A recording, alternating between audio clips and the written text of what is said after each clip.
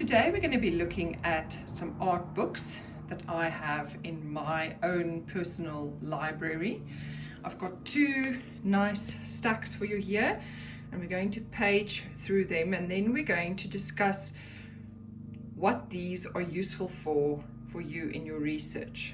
So we're going to be looking at them, and I'm also going to tell you what kind of books they are. So the first one that we're going to look at is this one called the art book. So this is a typical coffee table book. If you page through it, you will see that there are lots of different artworks, one on each page, and with each one there's a description of the artwork and maybe some information about the artist. And you also have the basic information about each of the artworks. Many of you would have also seen these. This is also a very popular book, What Great Paintings Say. And this one has actually got two different books inside one.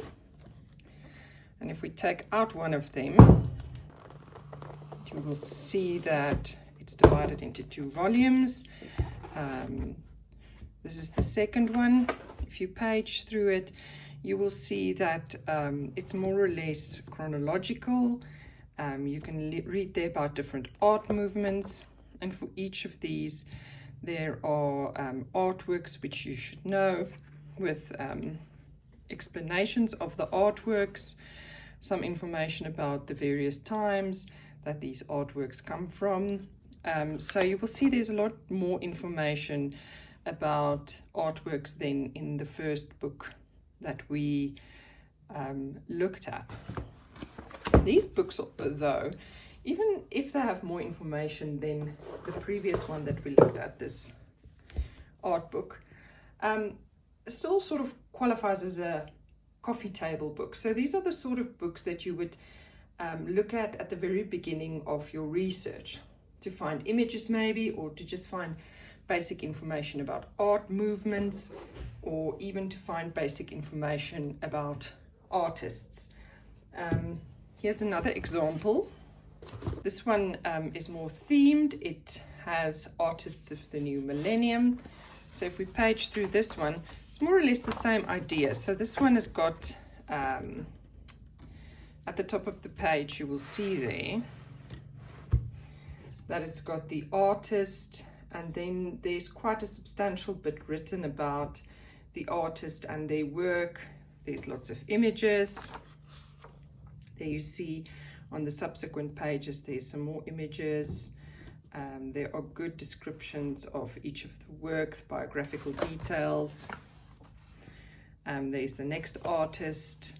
We can see some information about the artist and the works, as well as images of her artworks.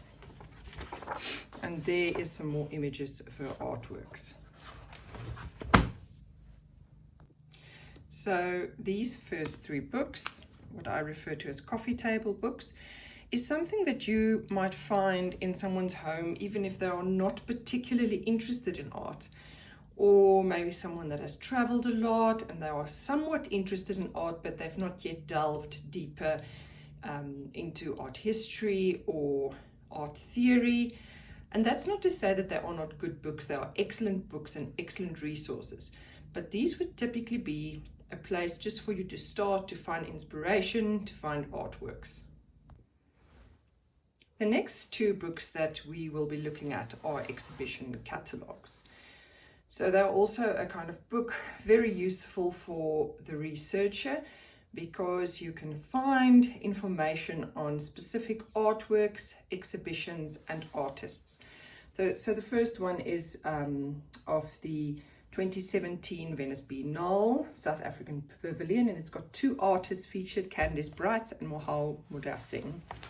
So in this book you will see there are lots of images of the artist's work, but there are also quite substantial essays that various authors has written. So this will be a good place to start if you want to do some research about these specific artists, or even about aspects related to the Venice Biennale. Here's another one featuring only one artist, Anthea Moyes. Again, the same thing. It's got quite a substantial essay written in this case by Penny Siopis. It's got very nice images of the work. And then this one has an added bonus that it's got a CD in there as well, which you can look at the performance artworks. So these are exhibition catalogues. You can find them in secondhand bookstores. You can find them through David Critt bookstores. You might be able to find them online, or you can also find them by contacting artists directly. This little stack of books are all theory books or philosophy books. People call them different things, but essentially what they do is they give you some theoretical or philosophical insight into a specific topic. So the first one, for example, is a book by Jean Baudrillard called Fragments. And you will see that these sort of books have mostly text. Okay, so when you're doing your literature review and you're reading about theory, these are the sorts of books that you will go to. Here's another one. This one is a little bit different because it doesn't just contain the ideas of one person. So with Jean Baudrillard, we only had his writings, but with this one, it's more a general book on methods and theories of art history. And you will see here that it has two authors as well. And in this book, you will see in the table of contents that there are various topics that are covered by this book. For example, style, iconography and iconology, semiotics, Marxist perspectives, feminism, sexuality and queer theory, and so on. And if you page through this book, this is a very nice book. It's mostly writing, but there are also some images that help us to understand the content better. So, and also extensive bibliographies, because the information in this book was gained from various sources. So there's that one. There's another one, which is one of my favorite, a book by Lauren Berlant, who is a theorist, and she has written this book, Cruel Optimism. So this is called a monograph. A monograph is where one person has written a book. Again, in the table of contents, you can see it's more sort of exploratory than descriptive. So we've got here interesting chapter titles. And if you come across a book like this, the first thing that you should do is read the introduction. So you always page to the introduction. Let's just go there. So there we go. There's the introduction. And in the introduction, you can read whether this book will be applicable to you. So normally the basic tenets of the book will be explained. And then you can also read there what the content of the other chapters is, so you can decide if you want to read this book. So again, all of these books that we looked at now are the sort of books that you would look at for your theoretical framework. The next one is an interesting one. I think it could be described as a theory book, but this book is actually a collection of essays by one author. So Olivia Laing is an arts journalist or arts writer, and this is a collection of some things that she's written for various magazines and blog posts that she sort of put together in this book. So if you look at this table of contents, you can see there are different sections. So this section is all about different artists' lives. And then the next section is all about things that she's written for Frieze magazine, which is a well-known arts magazine. And then if we go ahead, there are many different other things. So there's a section where she's written about various women artists. They're under 4 women, various styles, and then there are some random essays. So this is a different kind of book. These sort of books can also be very helpful when you may be looking for information on specific artists, or maybe you are doing a study on a specific art publication like an art magazine, or maybe this specific author has written on a topic or used a theory that you are also using.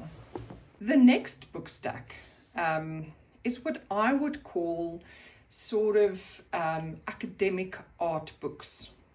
And these are the kinds of books that I want you to review when you are doing your second assessment.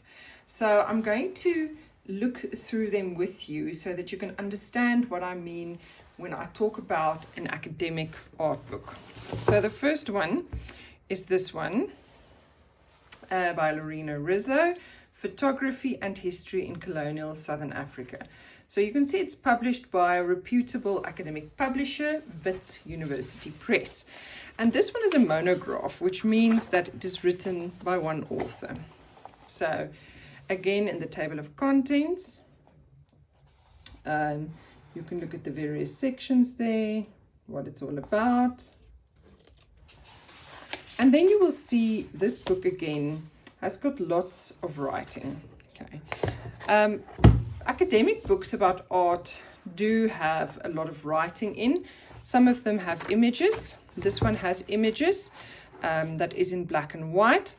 This is because a lot of the academic publishers are actually non-profits, and it costs a lot of money for them to print in color.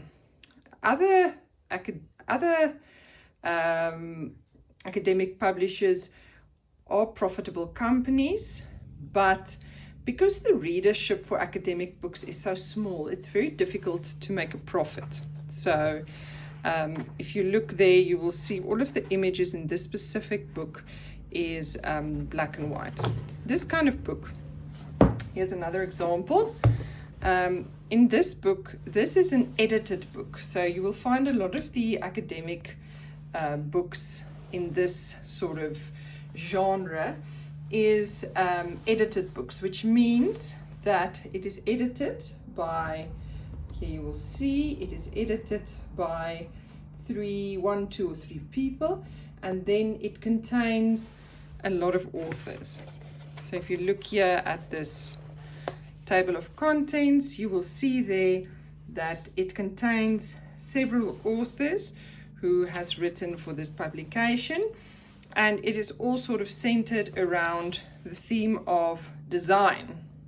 Okay, so inside this book, you will find images, you will find a lot of writing, you will see that all of the chapters have sort of been edited in a similar way. And normally in the end of a book like this, you will find an index, which is very helpful to help you and find specific topics. And here you can also see a short bio of each of the authors. Another academic art book. This is a monograph by Jeremy Foster. This one you will see is published by the University of Pittsburgh Press. Again, topics there in the table of contents. This book has got mostly black and white photographs, and then you will see some of these books have an insert in the middle of the book where they've inserted some color images in order to save costs. So all of these sort of books are academic art books, and these are normally books that is based on academics research. So you will find a lot of in-depth information on very specific topics in these books. So if you're researching something specific, maybe you're looking at photography or you're looking at colonial South Africa, this is the sort of books that you will look at. Again, there's a design topic, that you're interested in, or any of the topics that we can find here in the table of contents, then this is the sort of book for you. This book I also want to show you because it is sort of a hybrid between a coffee table book and an academic book. So you will see in this book, so this book was edited by Michael Godbey, but it contains essays by some well-known writers and academics on the specific topic. So you will see that this is a really beautiful book. It's also a catalogue of an exhibition, but what sets this one apart is that it's got quite well-researched and valuable essays. You can see this is long essay by Cheryl Walker with images, lots of very good research that went into this essay. Again, there's an essay by Sandra Klopper, and there's another one by Dirk Klopper, and then one by Brett Bennett. And then this book has got many quality images of the works that were on display of the specific exhibition by the same name. So again, this book is very useful for several reasons. You can use this book to look for ideas, which artworks to research. You can find quality images, but because of the essays in this book, you can also use the essays as part of your theoretical research. The last set of books I want to show you is the Visual Century collection. So this is a collection of 4 books. You can see them here, published by Wits University Press. And each of these were edited by a different academic. So this one was edited by Lisa van Robroek, Mario Pizarra, and this one was co-edited by 3 different academics.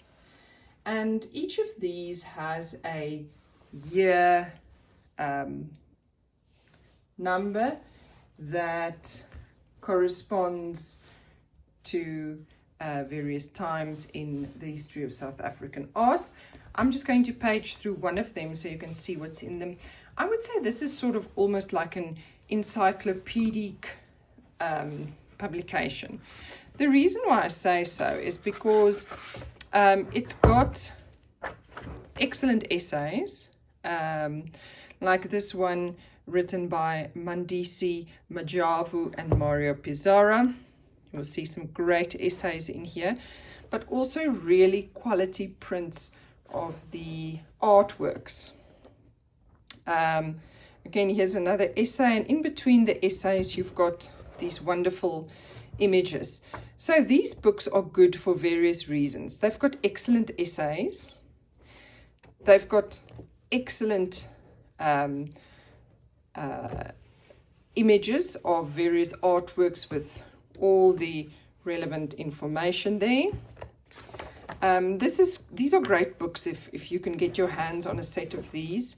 They will greatly help you with your research if you're interested in South African art.